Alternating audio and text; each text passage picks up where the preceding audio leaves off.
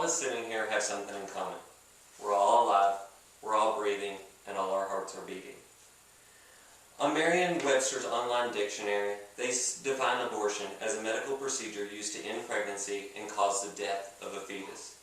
A key word in that definition is death.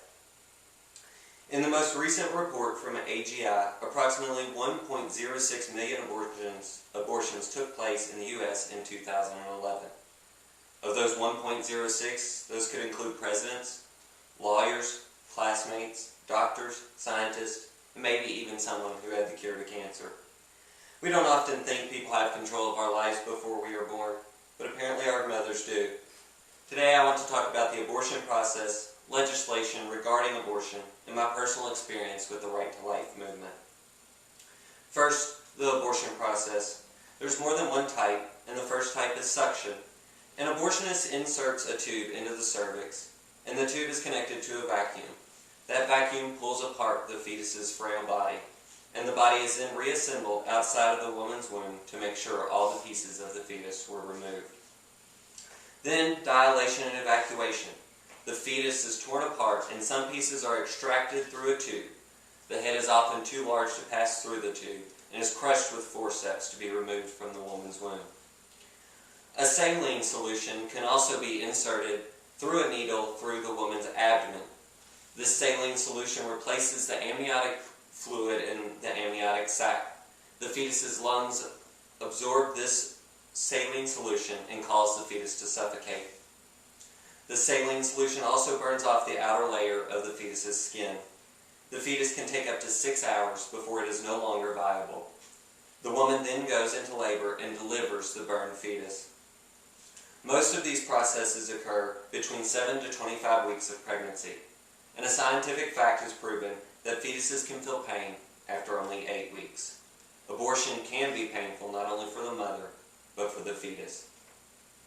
Although they feel pain, are they considered human beings? Life is noted to begin by several well-known scientists and doctors in the field that life begins at conception.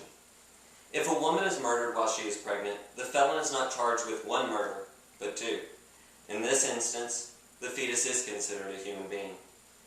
A woman cannot be executed while pregnant because the fetus can't be held responsible for the woman's actions. In this instance, a human being. How come abortion isn't considered murder? What makes it different than someone else murdering the child? Often you hear people say, "My body, my choice," but that can't be correct because the fetus lives separate from its mother. It has its own heartbeat. Even though it lives inside the mother, it has its separate DNA. And there are times when the mother may live through the delivery and the child does not, or vice versa. The fetus can be considered a separate being from its mother. Therefore, abortion can be considered killing a human being. Every year, hundreds of thousands of people gather in our nation to march against the murder of this fetus.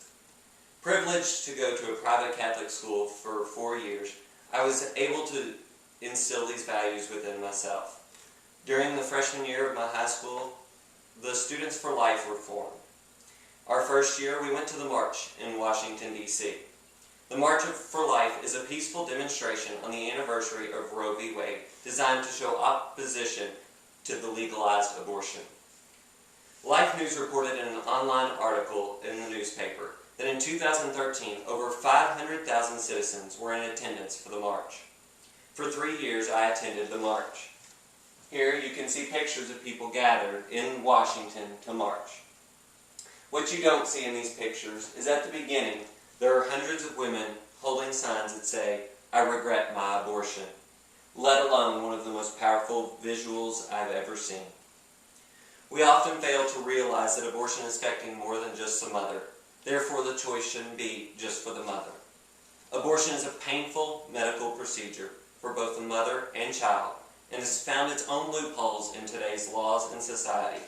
But through my personal experiences, have seen that even afterwards, the mothers are only affected. Just consider this. These modern personalities may not have been around had their mothers gone through with their abortion plans. Tim Tebow, Cher, Justin Bieber, Celine Dion, and Nick Cannon. Nick Cannon recently released a song entitled Can I Live, in which he shares his mother's thoughts and story during her thought for abortion. One lyric states, just think, what if you could just blink yourself away? He continues with the song to say, I love life, I love my mother for giving me life. We all need to appreciate life, because there's a strong woman who had to make a sacrifice. Then we'll be close to 6 minutes.